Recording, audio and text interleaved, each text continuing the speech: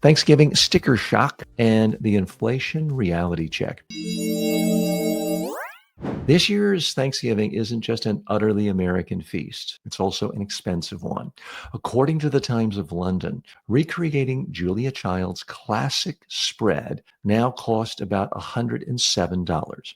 That's roughly 9% more than last year's $98.37. The main culprit, turkey. After another wave of bird flu, wholesale hen prices are up nearly 70%, and supermarkets are expected to charge about 25% more for that 12-pound bird than they did in 2024. All this lands while President Trump insists, quote, our prices are coming down very substantially on groceries and are, quote, already at a much lower level than they were with the last administration. In reality, U.S. inflation is running around 3%, up from roughly 2.5% a year ago, and food prices are even hotter. By contrast, Joe Biden's last 2 full years saw inflation falling from 4.1% in 2023 to 2.9% in 2024. Globally, most major economies have also cooled off since the 2022 spike, making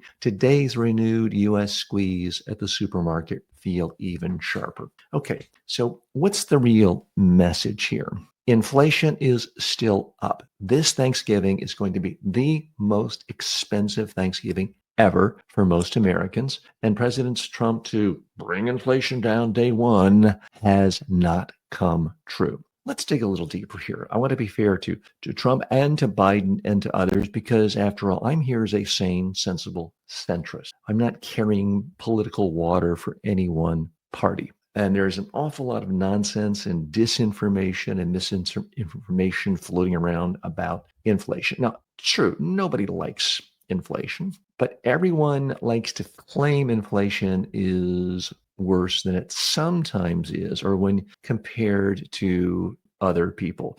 When you look at what happened in the last 3 years with inflation, it is true that 3 years ago, inflation was high. But when you compare the United States rates of inflation over the last 3 years of the Biden administration compared to not Somalia, not Nigeria, not countries in distress, but when you compare it to wealthy economies, other G8 countries, large, successful capitalistic economies, the United States rate of inflation over those past 3 years was actually lower than other nations we compare ourselves to, other successful, prosperous nations. And it certainly didn't help Biden or Kamala Harris to point that out because everyone's comparing their own personal rate of inflation to where it was a year ago or 2 years ago or 5 years ago. So it doesn't really help politicians to say, hey, we're better off than the rest of the world.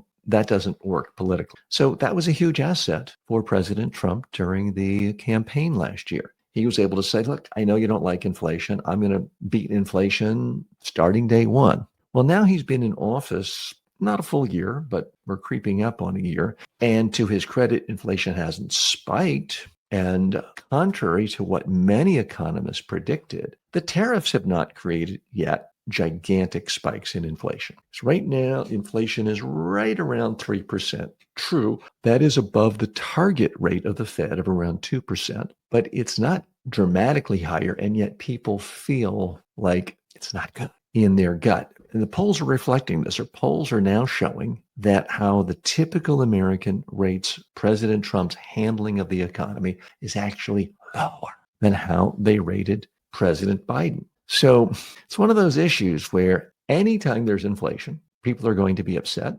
And it's always good if you're the challenger running against the incumbent. But when you are the incumbent, it's never a good thing. No matter how many excuses you have, no matter how valid they are, it tends not to resonate very well. And it's also relative. I mean, if you have 5% on inflation rate as an incumbent, that's great if last year it was 10%. So it's all about the direction of it, not the absolute rate at most levels. So what we don't know yet is, are we about to see much higher inflation kicking in because of the impact of the highest tariff rates of the last 100 years. Now, I point out faults in both parties. I will point out a huge fault, a huge political tactical blunder on the part of the Democrats. I think they are absolute fools for not using the phrase tariff tax, Trump tariff tax in every single conversation, because you say tariffs to a lot of people, it still doesn't mean much. It seems abstract. And Trump, to his credit, has painted this message as, oh, it's something other people pay. Other countries will pay for it. You won't pay for it. But if you've bought anything from another country in the last few months, as I have, you actually get the bill. The tariff is sent to me directly, or you see it as the 100% markup from the person you're buying it from, the company you're buying it from. So it is a tax. I recently just had to pay a $300 tax on a dining room table I had made and designed in Belgium. So that could see the overall inflation rate spiking next year. Again, I'm not here to be a prognosticator for the economy. I'm not calling for a recession. I'm not telling you I know with 100% certitude we're going to see double-digit inflation next year. I'm not making that prediction. I'm simply summarizing what mainstream economic theory suggests we should see